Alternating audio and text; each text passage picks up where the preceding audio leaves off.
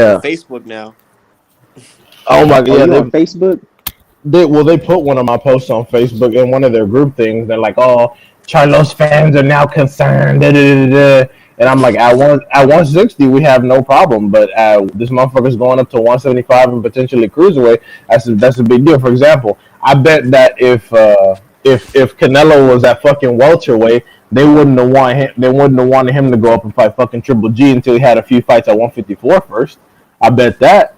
Shit, Canelo fans barely want him to they barely want him to do shit now. Like, you talk about him going up to cruiserweight, you talk about Usyk, they're like, nah, easy. I'm like, what's up? He's a cruiser. You gonna come down to cruiserweight? And not only that, I remember that Breedis dude wanted to. That was kind of, he made a post about that. People were giving him shit for that, but then they'll go people like, who has Breedis fought? Breedis is trash. It's like, okay, you know, it's just wash, rinse, repeat. The same He's thing. trash. Same thing.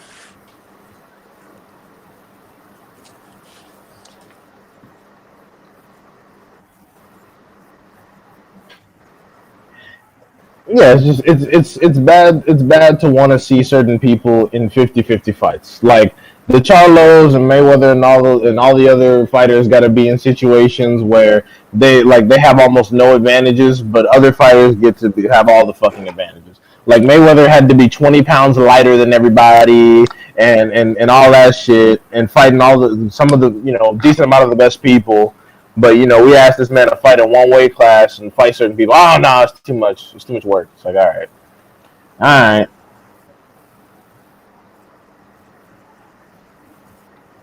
Oh my gosh. Oh Jesus Christ.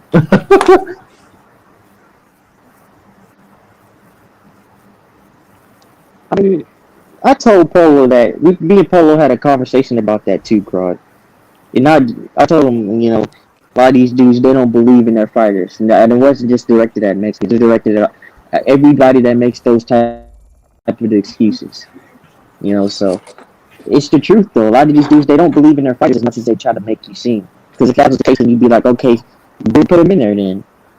And then did y'all see that Blue Blood video? Did y'all see that Blue Blood video about the Tim Smith, the VP of PBC, the communications? Saying that Terrence Crawford versus Spence was too much? And that's bullshit. I explained in a few minutes.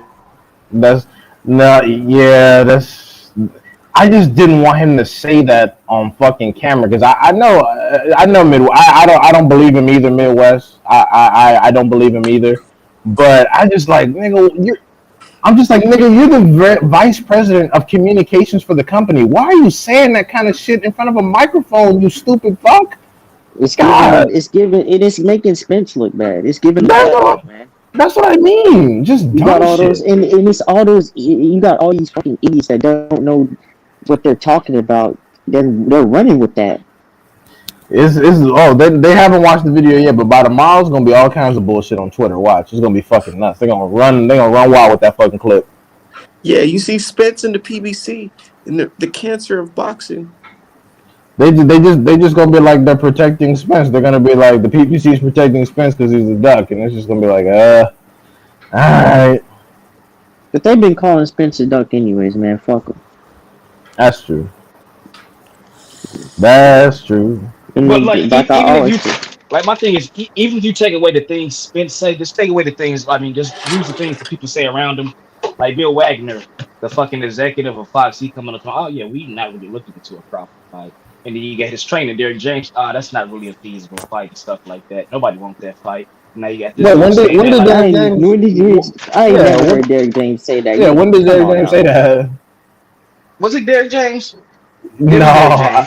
When did he say that?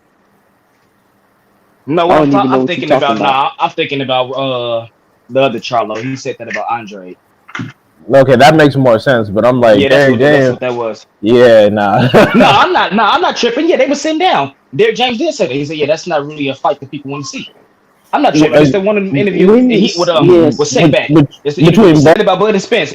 Whatever interview that was, that dude was trying to tell Spence, hey, you should come out with a liquor, man, down's whiskey or something like that. It's that interview. Okay, I'm about to look that up because I've never heard Derrick James saying that's not, because that's the fucking fight. But like, my thing is like, y'all can't be saying that type of shit. Like, my thing is, what dude just said today about the that fight is not this and that. It means either two things. It means either you're a motherfucking liar right now, or you've been lying to us for the past 4 years. You can't lie to us and tell us that Errol Spence is a pay-per-view star and the A side and the fucking cash cow, and then turn around and say, "Oh yeah, that fight won't bring in money." I've never heard a cash cow not bring in motherfucking money. He said Crawford wants too much money. Oh, he did say that. He said that the amount that Crawford would be asking for, you don't want to go up and you don't want to disrespect Crawford. Yeah, the way he was trying to frame it, I'm just like, don't talk about this until an offer is actually on the table. Like, all this shit is to be saved for fucking negotiations. And you come out, and if the fight falls through, then you can come out and try to cop some pleas. But doing it before Crawford even comes to the table looks horrible. Yeah, that's I kind of get what you're saying. Like, basically, you don't want to, give him an offer and he does it. You don't want to disrespect him by. It's not even that. Like, you can't disrespect him if you're a cash cow. Like, it's like no amount that he asked for, there'd be too much. When fucking Caleb Plant came out and asked for $10 million versus Canelo didn't trip. You didn't hear people talking, "Oh man, the fight gonna lose money." It's net because we know Canelo's good for it. Now, if you telling me that him Crawford asking for $4 or $5 million is too much, then this motherfucker got cash cow in.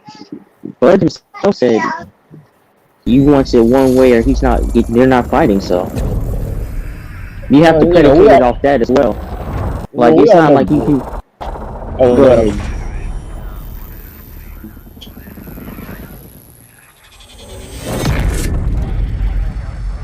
In consideration of why they might say something like that. Like, I feel like a lot of people they do this thing where whatever Bud says, he's joking, he was lying, he was joking, he wasn't doing this. But they'll take Spence to everywhere he says, everything that he says is the truth. They do the same thing with Bob Arum. In one way, Bob Arum's not a liar. In another way, Bob is an old senile liar. He doesn't mean that. Things like that. So I don't really take that. I think it was a bad look, but you have to predicate it off of what Bud said as well. Right, that's true. Spence, and I feel like Spence and Wilder are the only people that are legitimately held to their literal word, while everyone else gets the cop pleas. But still, I think that was bad communications experience. I think that was a bad communication move on the side of Tim Smith, talking all that shit before negotiations had even fucking started. Talking about, Terrence Crawford might want more money, so whatever dollar amount he comes up with, we're not gonna have it. It's like that. That looks terrible. That looks dumb. He was basically saying, you can't say that type of shit. That makes the fighter look real bad.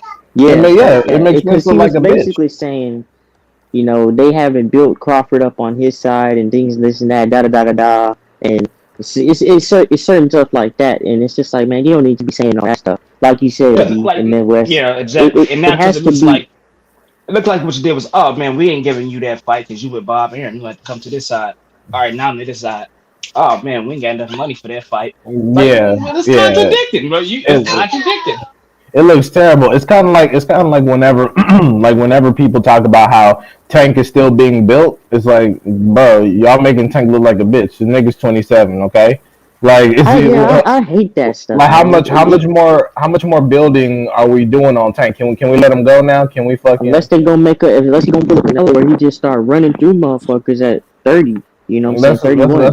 Yeah, it's like, we're still building them. It's like, okay, well, into what? Are you building them to a transformer? What the fuck are we gonna do?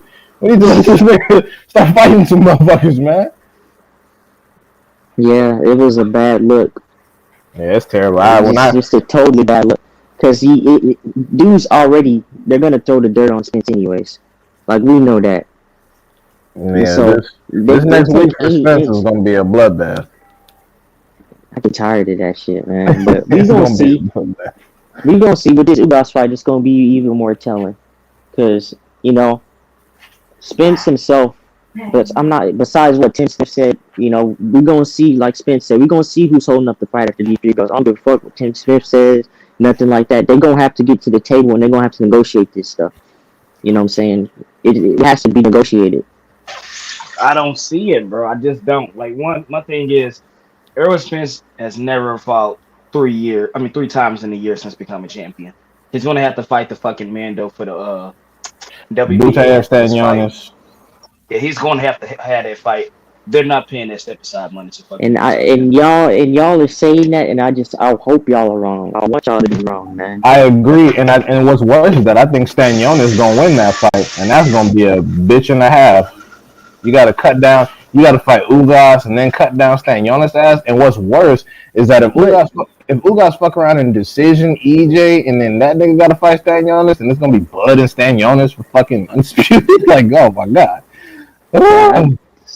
Yeah, that would be terrible. Yeah. In the WBA's consolidation plan, and that's one thing I had said a few shows back that that step aside shit ain't gonna work twice. I think I put that on Twitter too. I was like, they're not gonna do that shit. Though. I don't know, cause me must say that, but like you get money, and then you're getting money, you're getting bread not once but twice. It's not even that. You gotta think of like the bigger play at that. Stanionis, I knew he would like probably consider it because he's damn near a PBC fighter. Butayev is Pro Bellum. Pro Bellum is motherfucking MTK. Isn't Stanionis in Pro Bellum too? Yeah, I thought he signed Pro Bellum.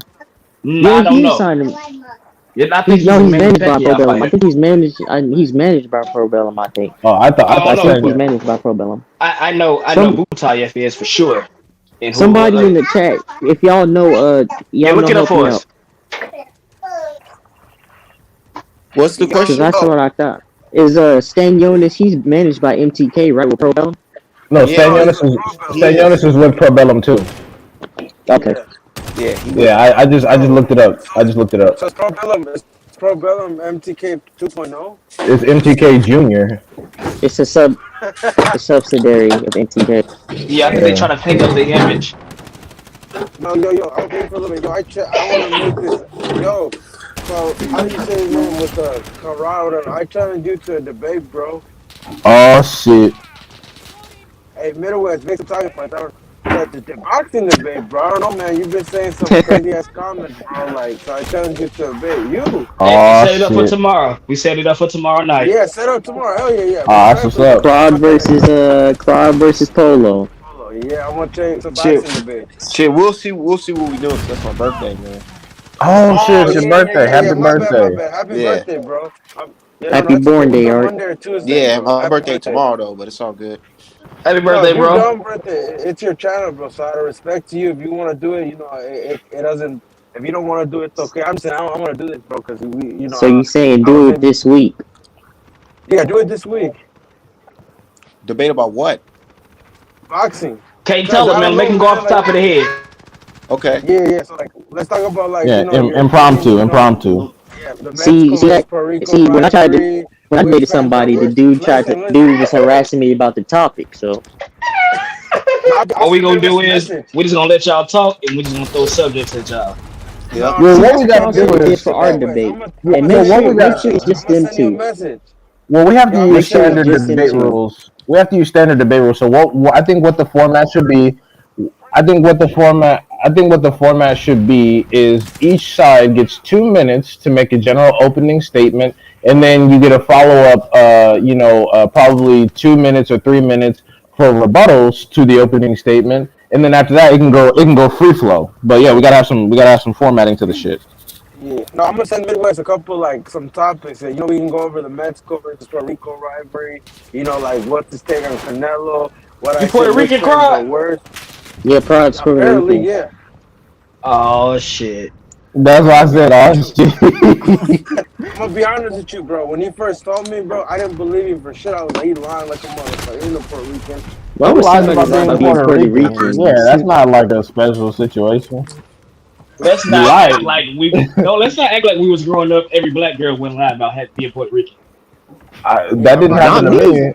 Maybe it's because, I don't know. And I don't know. In LA, you could tell. Maybe in New York, they'd lie about that. But in LA, you could tell. Yeah. You ain't no Puerto Rican. Not down here in the South. What you got to lie about? Come on, in the South. Do y'all even got Puerto Ricans? No, we don't. I don't think I don't think I've ever seen a Puerto Rican. Because you didn't know Spanish, bro. But I'm like, but because you didn't know Spanish either. But I'm like, that's normal in the Puerto Rican community, basically. Because Puerto Rican doesn't know Spanish, but I'm like, that's common. In LA, the black chicks would try to get with Puerto Rican dudes, but there weren't enough of them. So like 3 Puerto Rican niggas would fuck half of LA.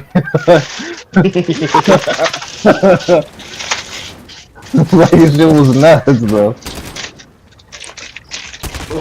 What'd you say, Dion? That's true. What'd you say? I said that in LA there weren't